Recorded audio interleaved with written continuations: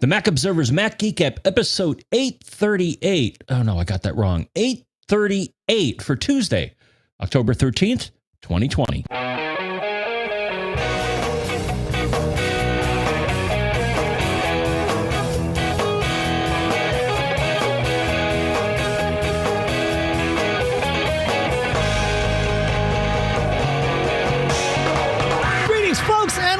The Mac Observer's Mac Geek Gab, the show where you usually send in your questions, your tips, and your cool stuff found. But today, we're going to talk about the things that happened at the Apple event today and our thoughts about them and all of that. Probably be a shorter than usual episode, I would guess, but I don't know. I do know that I need to figure out why, for the last two episodes, when I hit the theme music, the audio skips.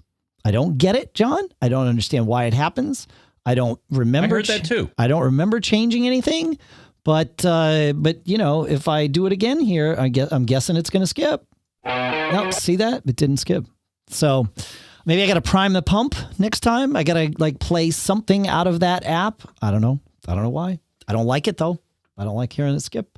So today, Apple had their second event of this season. I guess it was technically the first event of the fall, because the last one was in what we call summertime here in the Northern Hemisphere, right? Early September, okay.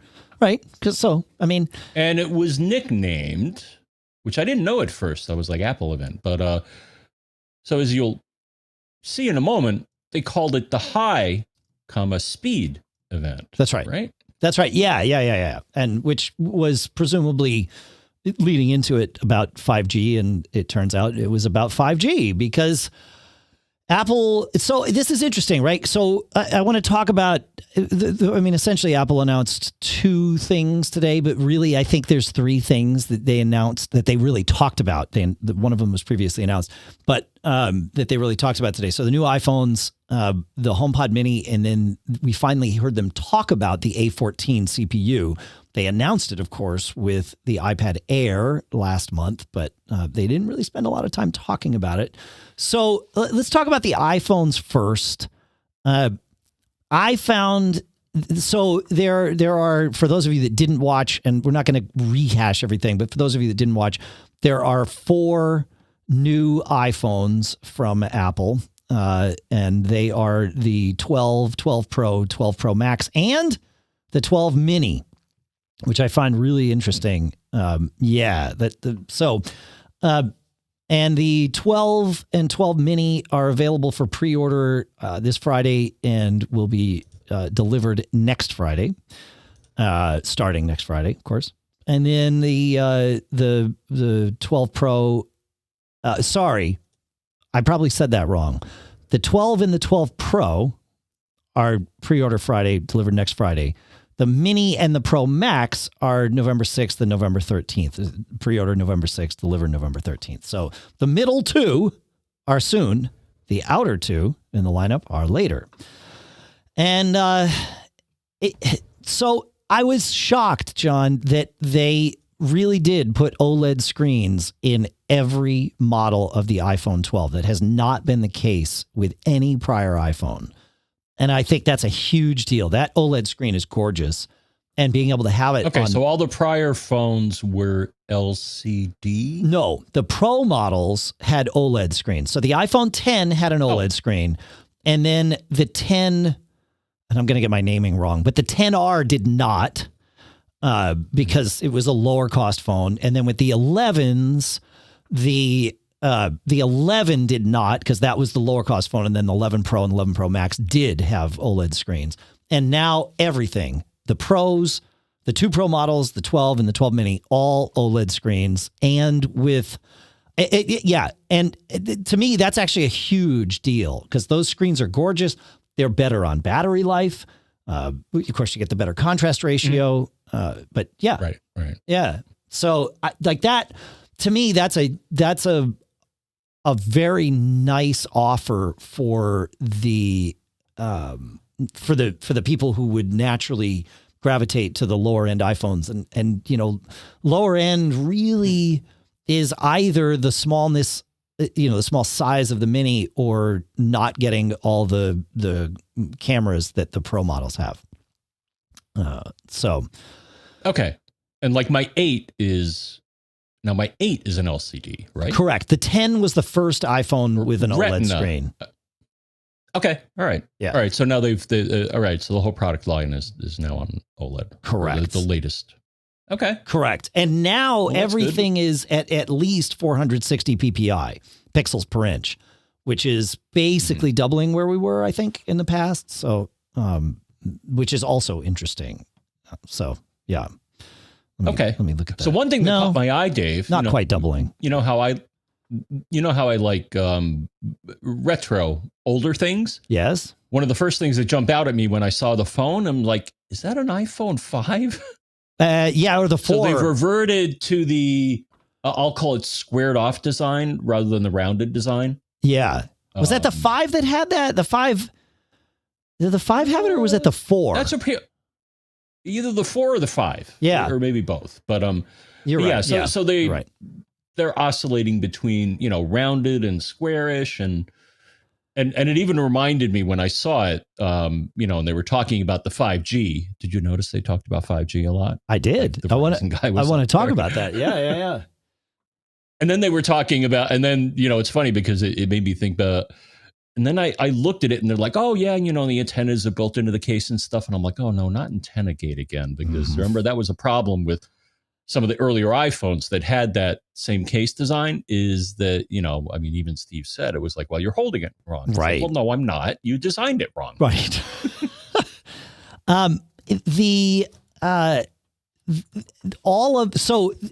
That is I was also surprised to see millimeter wave in every one of millimeter wave 5G, which is the faster of the variants of 5G tech. And that antenna around the edge is the only way they could do that in a phone smaller than like the 12 Pro Max, because the wavelength of that antenna would not otherwise fit inside an iPhone. That was not, whatever 6.7 inches or whatever what is the max? The max is 6.7 inches. Yeah. So yeah, I thought it was an interesting design choice to choose to do that. Hopefully they learn their lesson and we aren't going to see you're holding it wrong again. So, but yeah, no, the 5G and the 5G tech, I was really interested to hear how they, of course, Apple builds the whole widget, right? They build iOS, they build the phone.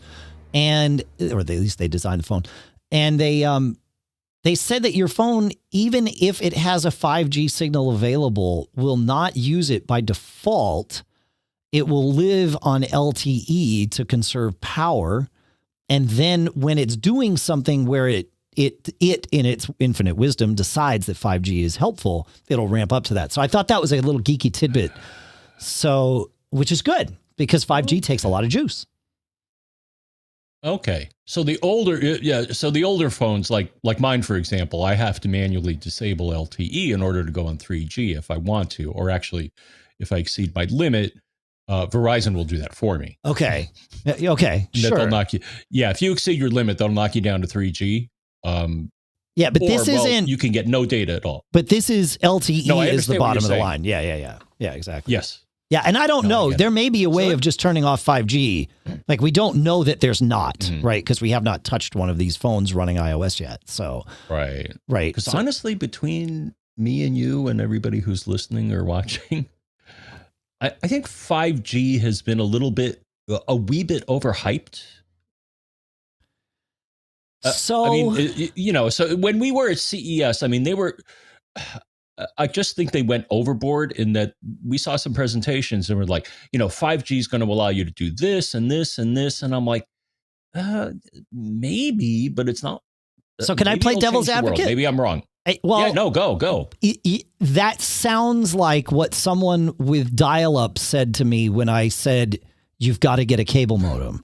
No. Think about this, right? Because the speed and the density that is available once we have ubiquitous 5G, and I know all the carriers say we have ubiquitous 5G. Once we do, and maybe that's today, and maybe it's a year from now, right? But once we do, there are things that we can do differently that are not even on the table right now. right? Because of the lower latency and the higher bandwidth. I'm not sure, like saying to someone, on dial-up internet saying, hey, but if you get a cable modem, you could do Zoom. And they're like, well, I don't need to do Zoom. I live just fine without doing Zoom. And it's like, well, of course you do, because you can't. It's one of these things. I'm not sure that the hype is wrong in mass. I'm sure there's, we can cherry pick bits and pieces of the hype that's wrong. But I think in general, from what I understand about 5G, I think we're going to see it be an evolutionary change. Note that I did not use an R at the beginning of that word, but I think it really is an evolutionary change in what we can do with our mobile devices.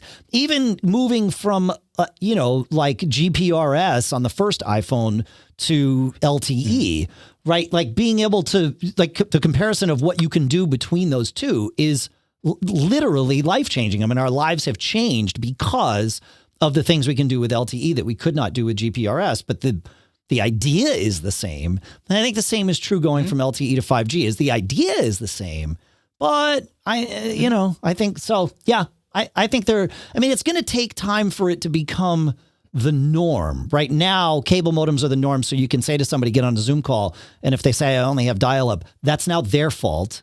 I mean, I know for some folks can't be on because they're where they live, but like you're the exception rather than the rule.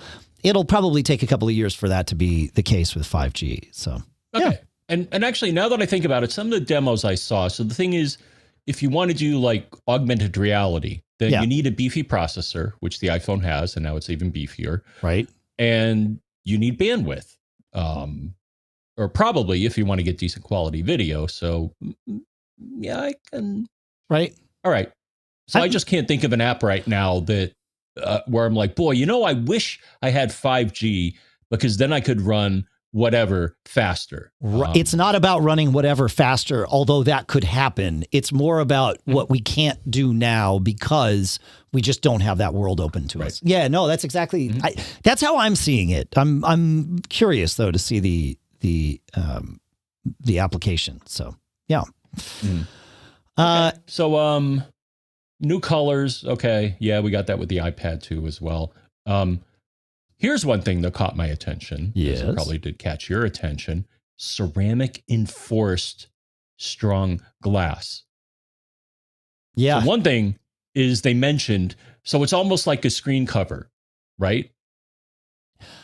No, it's built into the glass, I think. Or it's built into the glass. Yeah. Here's one thing that I noticed, though. They explicitly mentioned a certain company, which, based on what I know, you were never supposed to say that the iPhone uses Corning Gorilla Glass, even though we all know that they do. I thought they said Gorilla Glass Corning in the past. No? I think they've said Gorilla Glass in the past. I could be wrong. I've been to shows, and when I'm like, are they using your glass in the iPhone? I always thought it was kind of you're really not supposed to say that. But they actually now acknowledge the fact that they work with Corning to develop this new thing, which I'll call, I don't know if it's Apple calls it ceramic shield. Oh, ceramic shield. Okay. And they say that it gives you So we'll call it Gorilla. So it's Gorilla Shield. Well, yeah. But it's a ceramic creation structure. So yeah. Yeah, I'm curious. I like that they keep getting better and better with the resilience of that glass on the front. I mean, at some point we're just going to be looking through diamonds, to see our phone, but you can't really do that because of the crystal structure. But that would be the key, right? So. Yeah.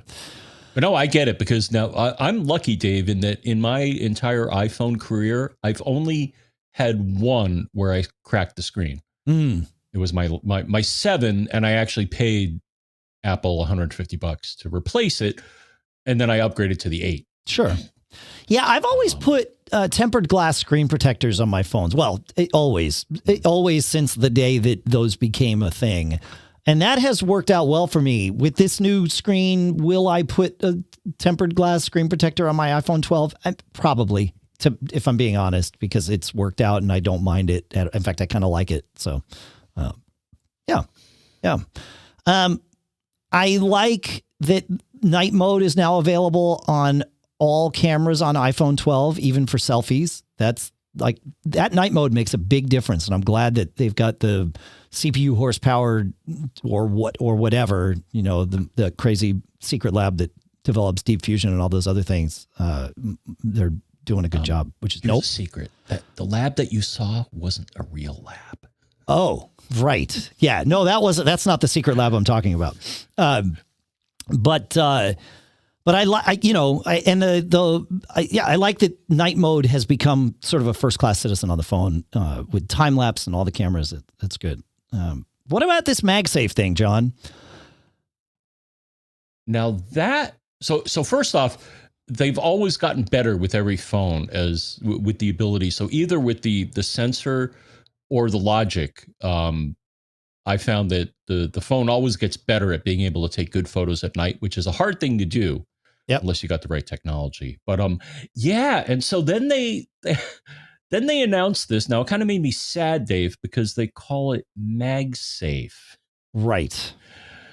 But it's a better, and if you understand anything about electrical engineering or stuff like that, the concept I agree with, because if you don't get the coils lined up properly, you get less efficient charging. Right. And I think the innovation here is that it brings the two elements.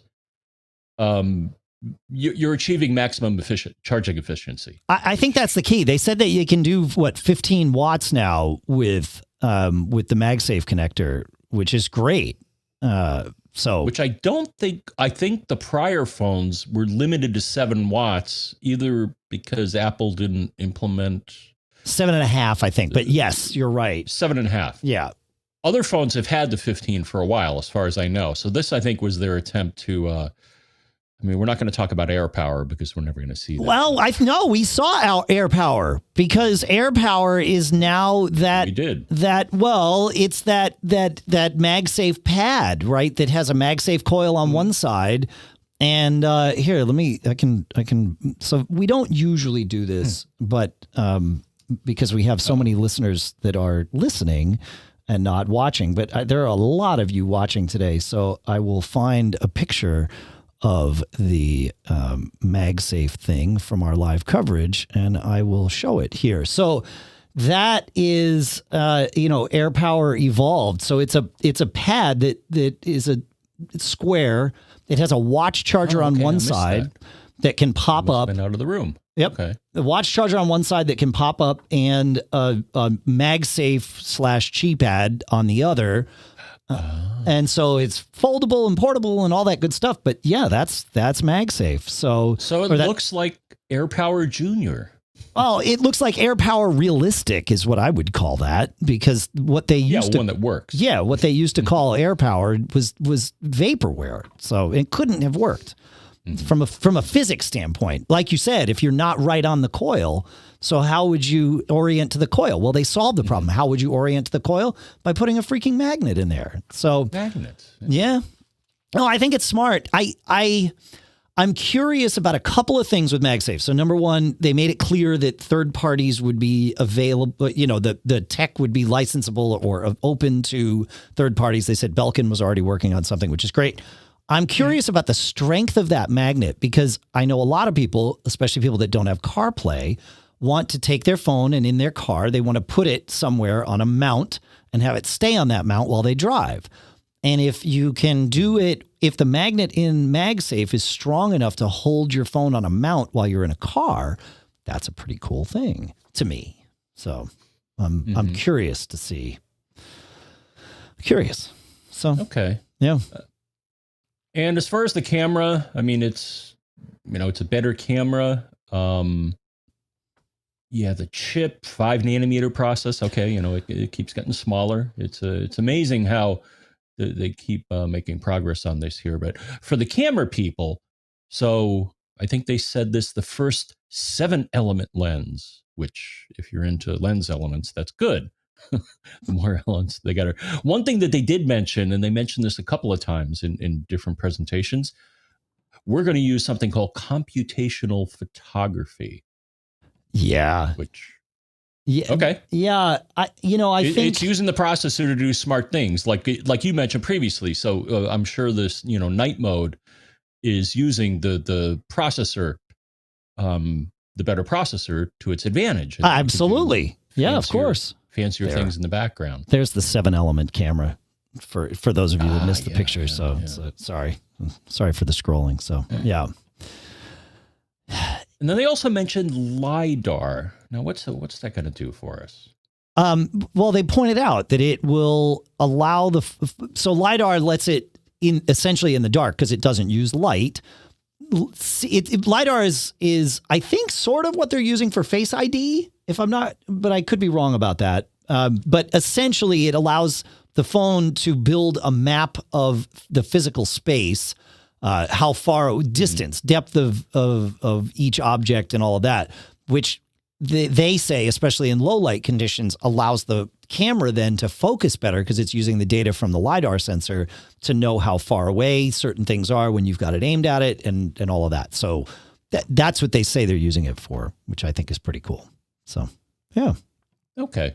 And then, of course, we had the gaming segment, and you probably noticed that they did not feature a game from a certain company. There were a lot of companies from which games were not featured. In fact, there was only one from which there were games featured. What company were you missing?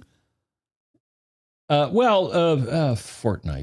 No. They definitely. They're having their Fortnite. little spat in court right now. Oh yeah, no, that was never going to be there. Yeah.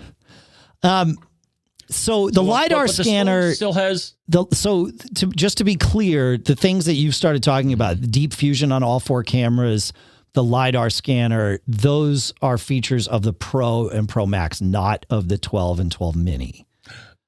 Okay. I mean, they're good things to talk about. I just want to make sure everybody understands what we're going through here. Yeah. And I like that at least in the pictures, I like the look of the stainless steel band in the on the whatchamacallit, I gotta move this around. On the 12 Pro and 12 Pro Max, that the both bands are metal, and we're talking about the band on the outside of the phone, but the one on the 12 Pro Max, it's surgical stainless steel, they said, which I thought was pretty good. And the 12 Pro now is 128 gigs minimum. You cannot get a 64 gig 12 Pro. I don't know if you can get a 64 gig. You probably can get a 64 gig mini. Would not surprise. Yes. So 64 gig is the smallest on the 12 and the mini, and then on the Pro and Pro Max, it's 128 is the minimum there. So let's talk about these screen sizes though, John, because this is a little bit different. Okay. Because the 12 is the same size as the 11 and the 10R before it. The 12 Pro is also the same size as the 11 and the 10R. So it's not the smaller form factor of the 5.8 inch phone that is the 11 Pro. And I thought that, and like the 10 was that size. And they say that because of the way they're using the screen and the way the bezel is, and the fact that it's all been redesigned anyway, they say that it will be almost the same size in your hand. I'm curious about that because the 11 and the 10R are fitable for me, but I wouldn't want to go any bigger than that. So I'm curious to see how that really is. And I'm really curious about this 5.4 inch screen on the Mini. Like, that's a nice size phone. That might be the way I go with this. I don't know though, because I like all the cameras and the LIDAR sensor and all that stuff in the 12 Pro. So I'm actually torn on this, and I'm probably going to order a 12 Pro. But if the Mini were available now, I might order the Mini, and that means I might order a 12 Pro. And then if I decide it's a little too big, I might wind up ordering a Mini in November and hand the 12 Pro down or do something like that. So I don't. What do you think? Like what sizes appeal to you? Because like that 12 Mini, I think is a bigger screen and smaller form factor than your 8. I'll have to consider whether I want to upgrade, Dave. Here's my one disappointment. You know this, but and others may know this too. I was really, really, really hoping for a phone that had both Face ID and Touch ID, but you can do that. Get your iPad Air. This one. Get your iPad Air. You're good to go. Well, I do that because my current iPad Air, which is the original, is now ancient or not supported in that I can't get the latest OS on it. Sure. And even when I went to Apple to get a quote on the new one, which I think I want to get the iPad Air, I think I'd like the blue. I was like, do I want that? I'm like, you know what? That's kind of a neat color. But here's the problem. When I punched in the serial number of my iPad Air into the, we'll give you money for it. They're like, yeah, actually, we're not going to, but we'll throw it away for you. That was nice of them. That's awesome. They're like, it's worth nothing. Right. Yeah. So well, we're not going to give you any money for it. That makes sense. Yeah. I'm looking to see. Yeah, but it's lasted for a good long time. But so that was my one disappointment because technologically they could do both. They just have decided not to do both I don't know that technologically they could do both, John. I mean, like the Touch ID sensor that's in the iPad Air is much thicker than what would fit into an iPhone. Mm-hmm. So I don't. There has been no proof that technologically they could do both. I mean, there's also been no proof that they can't, other than it does not exist. But yeah, I'm not convinced that's the Air does not make that a foregone conclusion. Is what that comes down to. Yeah, mm-hmm. But yeah, this 12 mini. So your iPhone 8 is 5.45 inches tall and 2.65 inches wide. The iPhone 12 mini is 5.18 inches tall, so a good quarter of an inch shorter, and is 2.53 inches wide, so 0.12 inches narrower. So it is a significantly smaller, especially shorter phone. Your iPhone 8 has a 4.7 inch screen. The 12 mini has a 5.4 inch screen. I mean, that's a great little phone. I like this idea. Because the 8 is the same size as the SE, and I like the size of the SE. Mm-hmm. But I like the screen, of the 12 mini for a lot of reasons. So, yeah. And I'll have to scratch my head on that because the thing is, this phone is not at a point where I feel I need to replace it. Once the battery gets down a little lower, right now it's at 82% capacity. And it's getting lower all the time. Once it gets below a certain point, I think that's the point where I'm going to think about a trade-in or a upgrade. Now, I don't know if I want to get the SE because it has the Touch ID that I love, and it offers, a couple of extra goodies like eSIM, right? Mm-hmm. I would not. Today, I would not go to a month ago, 2 months ago, especially. Well, a month ago, I would have said wait. But 2 months ago, I would have said the SE is a good. I really like the SE 2020, right? Because it's essentially an iPhone 11 CPU wise inside of the iPhone 8 case. Today, I would say go with the 12 mini. You've got all the new tech that the SE misses out on in terms of the cameras and features, and it's even smaller and of course faster, and has 5G and all that stuff. Especially for somebody like you that hangs on to their tech for a while, I would go. I would jump to the 12 mini if you want to keep that size. So, yeah, and it works for me. The only other, not to be a Debbie Downer, but the only other thing is that I think a lot of people were hoping that it wouldn't be a lightning connector, but I think it still is a lightning connector for the hardware connection. You're right. People were hoping for USB-C because if I'm not mistaken, some of the newer iPads have USB-C as well. They all do. But it's thicker. So they decided not to make that move yet with iPhone. I'm not sure when they will. I feel like if they were going to make that move with the iPhone, like they've been on the USB-C train for a long time. First, obviously with Macs, and then with iPads, and the iPads have been this way for a while, right? Because the iPad Pros that were released earlier also are USB-C. The one that was released a year ago, USB-C, right? So I like, this is not a courageous decision anymore. They've paved this path, but USB-C connectors are thicker than Lightning connectors. Because they've because of the shape of them, really. I'm not convinced we're going to see USB-C on the iPhone. Like, I don't think it's part of the short-term roadmap of the next few years. I think this whole MagSafe thing is their answer to that. And they don't, like, there's no charger in the box. They give you a Lightning to USB-C cable. And that way it's capable of fast charging and all that stuff that you won't get with a Lightning to USB-A cable. And that thing we mentioned last week, I want to make sure I get the name of it right, the Anker PowerPort 3 Nano, like that right there is the device that will work really well. How come I can't find this thing? It's always coming up, right? The one that, the new one that we talked about that'll do 20 watts, that'll charge your new iPhone really fast. It'll charge your old iPhone really fast too. But like, and it's tiny. So like for $20, there you go. That's pretty good. So, yeah. Yeah. I think the last thing with the phone that, again, will probably appeal to photo experts is that Apple created yet another standard. Well, you probably heard about this, but Pro RAW. Yeah.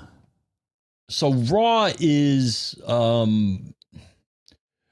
digital cameras can take pictures in a number of ways. One is it could be go into a JPEG file, which I think for most amateurs is okay. Or well, Apple's files all save in HEIF. HEIF, yes. Right. So you have those different formats, but they're all, if I'm not mistaken, lossy. Correct. Whereas, to some degree, now a lot of times the pictures are great. I mean, the ones that I take with my phone, I mean, I have no complaints. But for professional photographers, or if you're doing like really high definition work, then there's a thing called RAW, which is like the raw data coming from the sensor. And then the various professional applications that alter photos or deal with photos will say, oh, well, do I have RAW support to understand what this camera is saying? And as far as I know, this is a new feature on the iPhone, and that they introduced a RAW format for the iPhone 12. Well, I mean, yes, in that you can now do, what do they call it? I got to look at the thing. Pro RAW, right. And so it does both. It gives you all the deep fusion benefits of the processing, as well as still having the raw picture underneath it in the format, which is, theoretically the best of both worlds. Because, when you're talking about a camera with a lens that small, I feel like every photo you take is lossy in that, there's some amount of filtration and certainly with the iPhone, a massive amount of processing that's happening. Now, with RAW, there's no processing. That's the thing, is you just get the raw data from the sensor and then you process later, usually somewhere else, but obviously you can do it on your iPhone too. And with Pro RAW, it adds the deep fusion processing to the file format without losing the unfiltered, if you will, unprocessed, I should say, original. I think, I mean, I'm not a big, I don't viscerally feel the implications of that like a photography professional would necessarily. Like, it didn't hit me. It was like, oh, that's cool. That in theory, it gives people all the options they would want. Now, some people might say, dang it, the new standard, now I can't do it with all my photo apps. I have to use, these. Like, I don't know the implications, and maybe you'll tell us. Feedback at MacGeekGab.com. Did you say feedback at MacGeekGab.com, Dave? Yeah, I said feedback at MacGeekGab.com. I want to, John, I want to take a minute before we get on to the other stuff here that we're doing. And today, hours, not even hours, minutes after the event ended, I received a package of iPhone 12 cases from a company. And no, and their samples, obviously, they didn't know what was going to happen, but sample cases from a company whose cases I've used for a long time, and it's a new name for the company. It's called Raptic at Raptic. Oh, I want to make sure I get this right. I know I have it up here. Yes, rapticstrong.com. And sure enough, if you check out their website, man, they have all kinds of cases. We've been using these. Lisa's even got one right now on her iPhone 11. They've got like this clear case that has a color scheme to it. You can see if you check out the website, or if you're on the live stream or watching the video, you can see it here in the video too.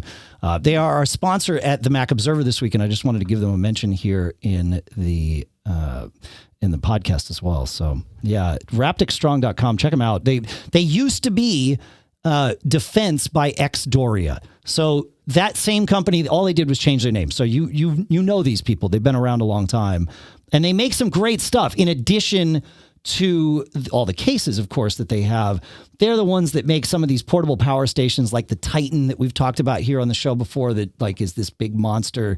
Yeah. Right? Yeah. So they make cool stuff. Raptic is the same company that we knew as Defense by Xdoria. So I just wanted to thank them for their sponsorship of TMO this week. And so so thank you. But let's talk about the new, are we done talking about the iPhones, John? I think we answered all the questions I had. Okay, yeah. Cool. So the first thing Apple talked about, though, was the new HomePod Mini. I have never quite understood the HomePod as a product. I tried it. Obviously, I used one, and I returned it. I had no use for it in my life, and it was because at the price point that they were charging, they were competing with effectively Sonos, right? Like a smart speaker that sounds good. And no, and I agree with you. I was tweeting with our friend Jeff, and I think we came to the same conclusion. The original HomePod didn't know if it wanted to be a speaker system or a smart assistant. Well, and the problem with that, though, they tried to put the two together, but number one, and I think I agree with you. I think what you were going to say is that the price point of it was not compelling enough for a lot of people for what it did versus the competition. Well, more than that. So the price point, if you compare it one-on-one with, at the time, the competing, Sonos product, which would have been like the Sonos One or something, price-wise, it was close. I think it was a little more expensive than the Sonos. They've all sort of moved around since then, including Apple has lowered their price since then. But it was a smart speaker or a speaker that had a voice assistant in it. And the Sonos One is the same thing, right? It's a speaker that has actually two smart assistants in it. You can have the Amazon or the Google smart assistant. You couldn't have Apple's. Oh, right. AirPlay, all of those things, though, in the Sonos. What Apple did not have and still does not have is the smart speaker ecosystem. So, for example, like I know people that are using their HomePods as their speaker with their Apple TV so that they get slightly better sound out of their television. It's like, that device isn't built to do that. Like, you're not, no, that's the wrong way to go. But the problem is Apple does not have an ecosystem of speakers up until today. They had one speaker, and it was this expensive HomePod, and it was not in a family. It was a device all by itself. So that changes today a little bit in that there's two now. But what really changes is the price point, because now at $99, they're not competing as much with Sonos as they are with the nicer sounding, smart speakers. It seems like this is meant to be a smart speaker, specifically a Siri speaker first, and then in, a speaker in and of itself. And I'm sure it sounds good. And they talked a little bit, that part of the presentation got very Sonos-like to me when they were showing the different rooms of the home and all of that stuff. It was like, oh, I've been to these before. I know what this is like, but I'm still, my concern is still with the seamlessness of it all. Like they say that if you have two of them in the same room, they will automatically form an intelligent stereo pair. Those were the words that they used. Well, what happens if I have one on, in my living room, and then on the other side of the wall, I have one in my bedroom? I don't want those two to form an intelligent stereo pair, because that wouldn't be intelligent at all. So I wonder. Well, I'm going to hope the Home app lets you configure that somehow. Right? Like, let's hope it's not too smart. But the way they talked about it was just like, oh, you just put them in the same room and they'll figure it out. Like, yeah, I mean, that's cool, but can I vote at least as to what's going to happen? So I'm curious about that. I do like what they're doing with the handoff features with your phone, right? Did you see that, where the phone gets close to the HomePod Mini? Yes. So when the phone gets nearby, so if you're playing a song and the phone gets nearby, it'll be like, hey, maybe you want to, see some video or visuals of what I'm doing. It's like, all right, that's kind of interesting, I guess. Yeah. Who did I see? I saw one person make a comment that I thought was relevant in the Twitter stream. Our good friend, Mr. Chalklock, right? Craig Hockenberry. Yes. From Twitterific fame. Yes. Okay. Yep. Yeah. And I love Twitterific for the most part. But he made a comment that I thought was quite relevant in Twitter. He said, maybe Apple will get some HomePod traction with the stocking stuffer pricing, but it seems like the issue with the product is third-party indifference. And I think he kind of nailed it with that. Yeah. No, that's a great point. It's a good extension of your Apple ecosystem. I know people who are very happy with their HomePods, specifically if it was their first, smart speaker, or, listen to music out loud. Right. I mean, I rewind back to when the Sonos Play 3 came out. They finally convinced me to test this product that they had. They've been all over me for years, and I ignored them, it was stupid of me. But anyway, finally I fixed that. And the idea of being able to take the music that we were all listening to, in our heads, and just play it out loud throughout the house in an easy to use way was, truly life-changing. I mean, I came on the show and probably talked for 25 minutes about it. So I get it. Like, if you are in the Apple ecosystem, HomePod was your first entrance into this, great product, because it doesn't sound bad. It sounds pretty good, and it's gotten better. It's not so bass heavy anymore, and like it was in the beginning, but they tweak it, which is great. That part of it is great.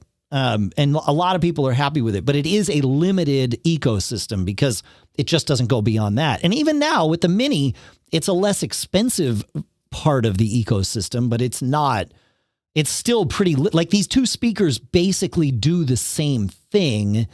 They just do it at different price points and presumably different volume levels and perhaps sound quality levels. I hope, we're in our chat room at live.macgeekgab.com. Warren is saying, I'm guessing the HomePod gets the same features as the HomePod Mini in terms of the handoff. It'll do Siri for different voices so that, it knows your voice versus, your spouse's voice versus your kid's voice. And, you can get different data out of it. That's cool. Hoping the HomePod gets all of that same stuff. But yeah, I don't know. I'm not entirely sure about how it all goes. I'll be curious to see. At $99 though, I think they're going to sell a lot more of them than they did HomePod. And that's the thing, because right now I believe the first generation HomePod I think is about $200. I think so. Right? Yeah, the price kept coming down, but I think you're right. Yeah. I got to look at it. When I first saw it, I was like, why do I need this? But $299 for the HomePod. The comment that was made, it's a stocking stuffer. I mean, $200. I mean, yes, I could pay $200 for the HomePod. $300, like $299 for the HomePod, $99 for the HomePod Mini. Okay, all right. So to me, $299 in my mind was too much for what I saw, something that didn't really offer me a lot of benefits. But for $99, yeah, again, it's a stocking stuffer. I'll do $99 and maybe. Because right now I'm pretty much in the A lady ecosphere and not the S lady ecosphere. This may convince me to, and I don't think I'm the only one, but I think it'll convince a lot of people to maybe give S lady another shot. Yeah, well, so if you're going to do that, go get HOOBS. and put that on your disk station so that all of your smart home devices are HomeKit compatible now, because HOOBS or HomeBridge, either one, right? Like that'll get you there. And now you've got this smart speaker that integrates with that ecosystem. I will say though, if you just want a speaker for $199, you can get the Sonos One, and that has either the A Lady or the G Lady voice assistants in it. And for $99, you can get the Symfonisk, which is the IKEA sort of branded Sonos things. $99. That little Symfonisk bookshelf speaker is awesome. It does not have a voice assistant in it though. That's the difference. Is so, you know, yeah.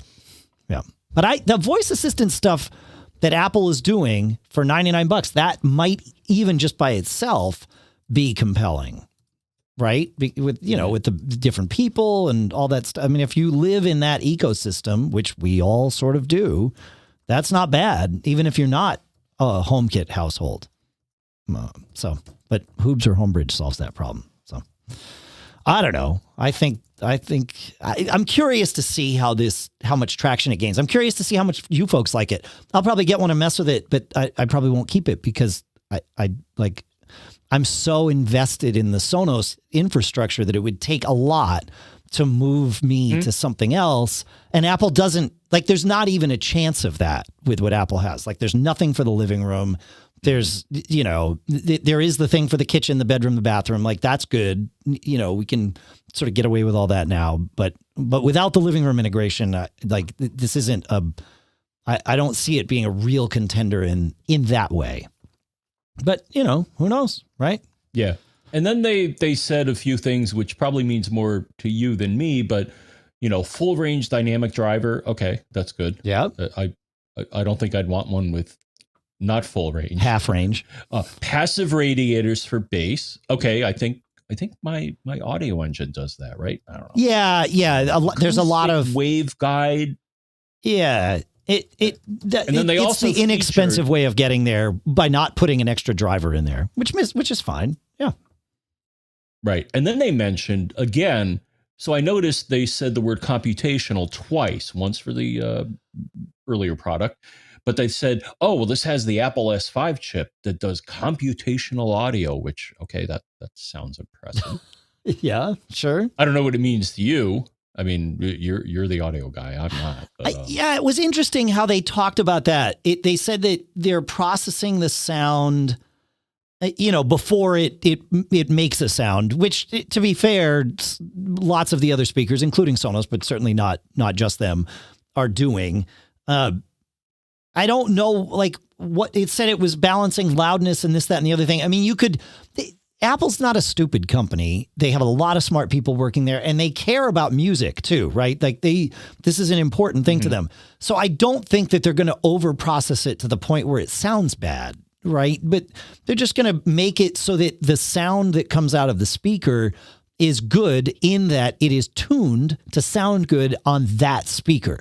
And they've probably done a lot of testing where they've figured out, okay, well, if you've got these 3 frequency ranges, the harmonics of them will make this particular speaker sound awful. So let's quickly put a filter on when that happens to make sure that, the sound that comes out is pleasing to the human ear instead of grating to the human ear. And we've all heard those speakers that, the wrong type of music on it. It's like this, jazz sounds okay on this speaker, but you get some crunchy guitars and it's awful. It's like, well, there's a lot of harmonics in crunchy guitars. And if the speaker isn't doing something to compensate for being a tiny little speaker that shouldn't be able to make a guitar sound good, then it's not going to make a guitar sound good. But you can if you have a DSP in there. So that made sense that they were like, that's smart. But that's Apple's way of being Apple. Like, hey, look at what we did. Like, okay, cool. So did somebody else. But and Apple then they were markets featuring the not a unique feature, but they did highlight that they can do an intercom feature. So you can yell at everybody else in the house, which, okay, that's kind of cool. But I think you showed me this when you came over last time, that the A Lady can already do this. Yeah. I never knew that. Well, you only have one person in your house, right? Yeah, of course. Yeah. Makes sense. But I have 3 A Lady devices, Echo devices hooked up. So being able to talk to one and have it broadcast a message is not unique, but I guess it's cool. Hey, it's nice that they have. Oh, it's a good feature. Yeah, there's no problem with that. Yeah. I think it's good. All right. Yeah. So are you interested? Like, are you thinking about getting one of these HomePod minis and experimenting with it and all of that? Absolutely. Really? Okay. Huh. That for the money, definitely. Yeah. Cool. The phone, I'll have to think a little bit more about my phone upgrade. Sure. plans. Well, so I think like for you, a HomePod mini, if you bought 3 of them, right? And you put one in your, like the room where you have your computer, one in your TV room, and like one up in like your studio or your office or your bedroom. Like now you have music throughout the house, right? Because you can have the same thing playing in sync out of all 3 devices. I know music means different things to each of us. And certainly I admit that music means a lot to me, but my house, it's going to sound crazy. My house feels warmer when I have music playing everywhere that I go. It just, and when I don't, like if I have music on in the kitchen, you know, on the main floor or whatever, and I go up to the bedroom and there's no music, it feels so like dry and cold. And then I just, you know, press the button and link the music up and it's like, yes. Okay. Now the house feels like a home. So I think you would get that. Again, that's not unique to Sonos. It's just, you know, you can do that with the Apple stuff. And I think for some folks and maybe most folks, I can only speak for me, but I think it's a really nice experience. I mean, it's certainly a spoiled thing, but look what we're doing here. Like we're talking about Apple's event. Like we're pretty spoiled. So we're very lucky. All of us, listeners, everybody, you, me, and you. Listening. Yeah, I don't really use A-Lady for music. Right. If I'm going to do music, I typically stream it from one of my computers, typically to my one of my devices with my Audioengine speakers, which even after all these years, they've still rocked the frickin' house. I agree. Yeah, no, I'm a big fan of the Audioengine speakers. In fact, when I'm listening here in the studio, I've got I want to make sure I have the right model number because it's the new ones. It's the A5 Pluses. I want to say it the right way. Yeah, the A5 Pluses up here in the studio, and then down in my office, I've got the A2 Pluses or the A2s, maybe not the Pluses. Yeah. I don't think. But if I play music, it's either through that or through my Apple TV and the speakers in my entertainment system, which are, I think, 100-watt speakers. So, you know, if I want to sure annoy the neighbors, I can do it. But I've never really seen what we'll call a smart speaker as a music destination. If anything, though, I do listen to radio quite a bit. Mostly not music radio, but like talk radio or news radio and stuff like that. You know, tune in or whatever. That I do quite a bit. When I was a wee lad, actually, I would always, or a lot of times, I would have a radio station playing to kind of lull me to sleep. Yeah. I believe that. Sure. Yeah. Why not? Yeah. No, it makes sense. Yeah.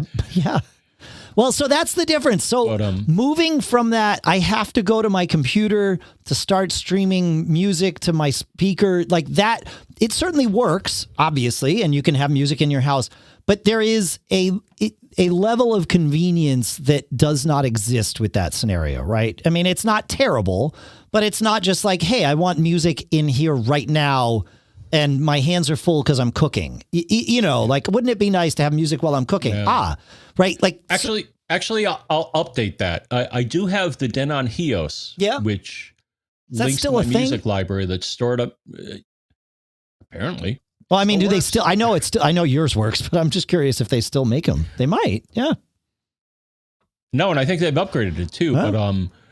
But I still have their app, and every now and then so I have my music library stored on my Synology, and then use their audio DNLP, is it? And DLNA. Yeah. So every now and then I will stream from the HEOS app, either my music library, or sometimes like if I have like the last time I had the family over, I would have it outside and it would be able to play a radio station. Sure. Because it does tune in as well. Right. I suppose I could, but no, it's a better speaker than the than the smart speakers.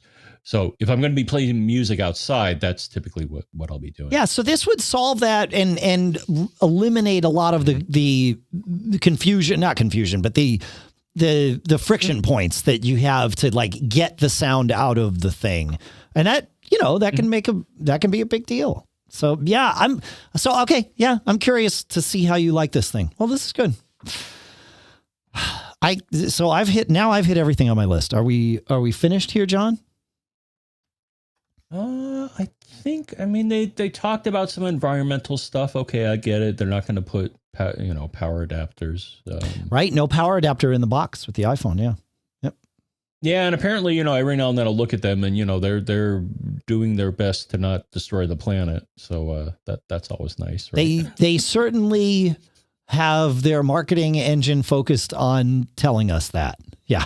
And in a lot of ways, I think that's probably true. There's, who knows? I think the biggest change they probably made was having everybody start working from home. Like that probably made more difference than anything else. I don't know. Who knows? But that certainly helped. Yeah. So, yeah.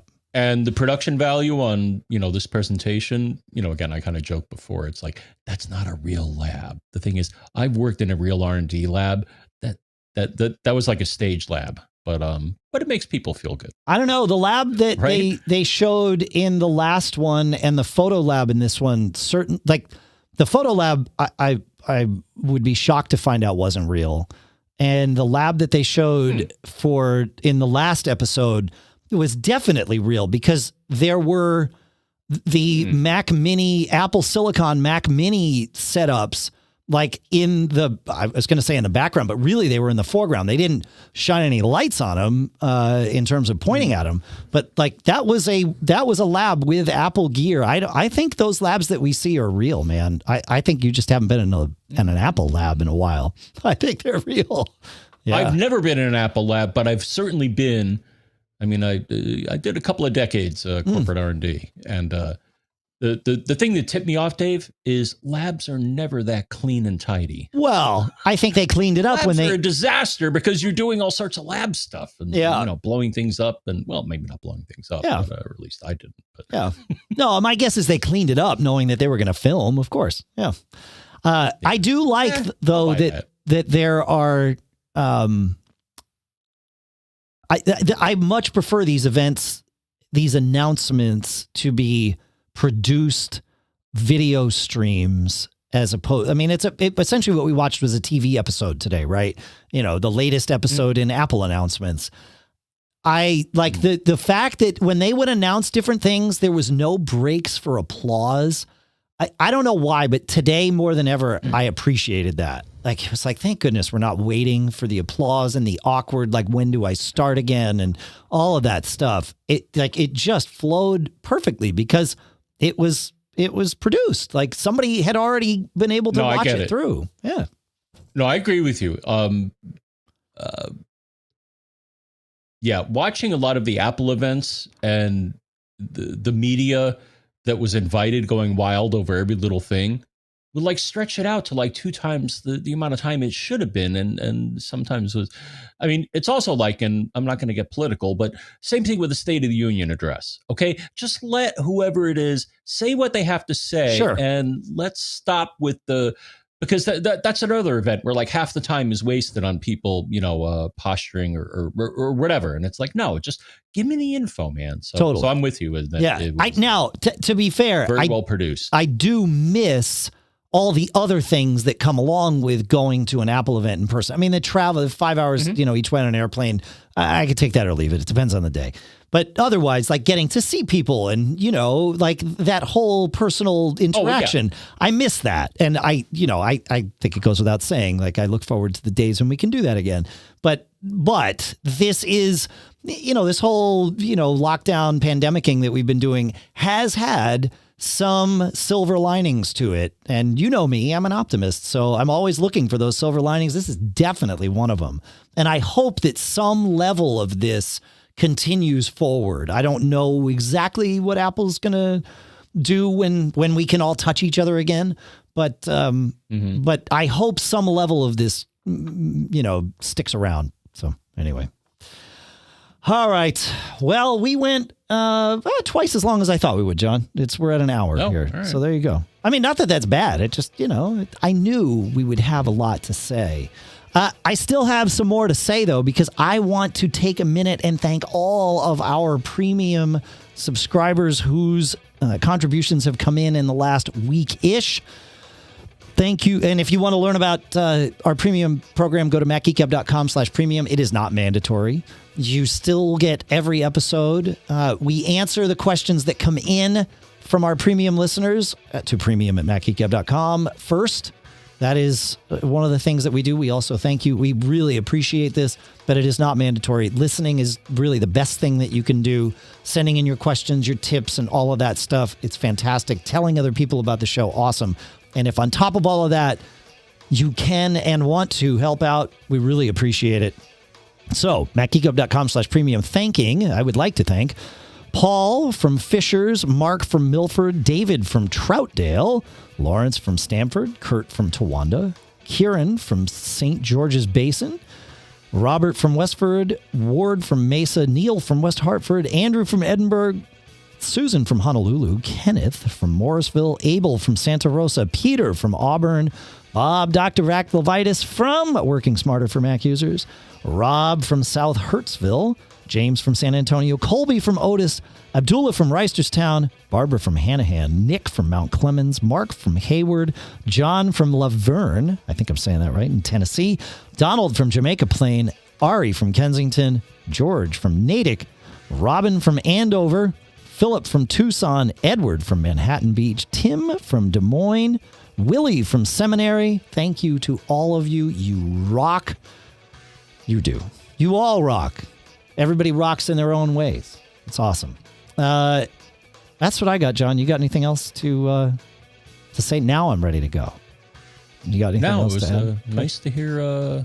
I heard one or two Connecticut towns or cities. Several.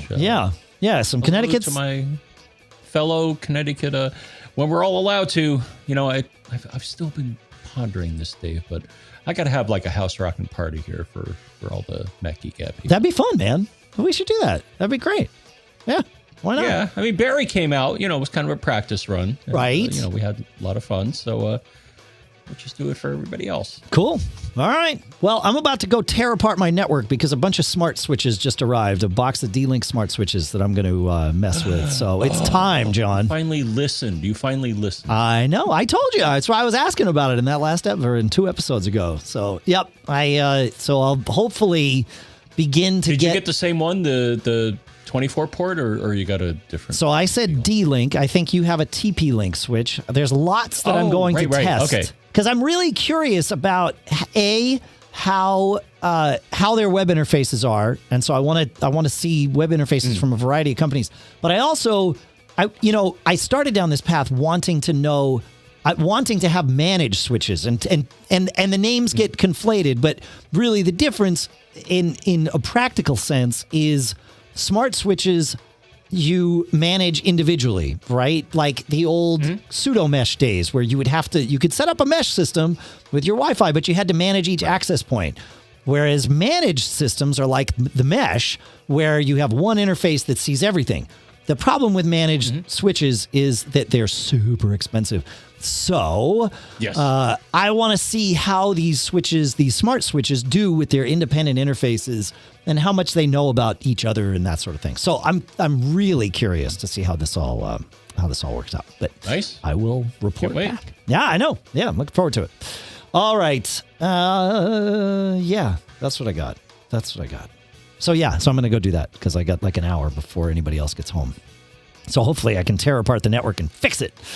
We'll see what happens. Thank you, everybody, for listening. Thanks to all of our premium subscribers. As I said, thanks to CashFly for providing the bandwidth to get the show from us to you.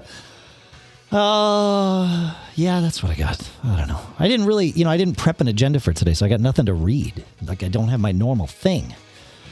Thanks to all of our sponsors in the podcast marketplace. Of course, smilesoftware.com/podcast, maxsales.com, barebones.com, eero.com/MGG, lino.com/MGG, and rapticstrong.com too. Check them all out. You can see it at macgeekgab.com/sponsors. All right. Yeah, I've been thinking. I mean, I don't have the agenda in front of me, so I'm racking my brain for something to say to end the episode, and I can't. I don't know. I mean, I don't know what to say.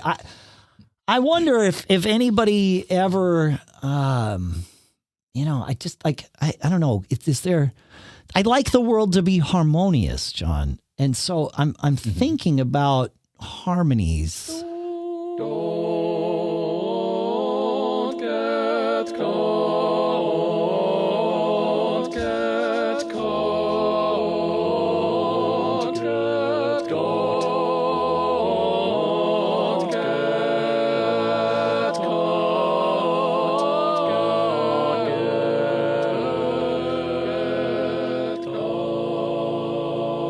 Yeah, that'll do it. Made on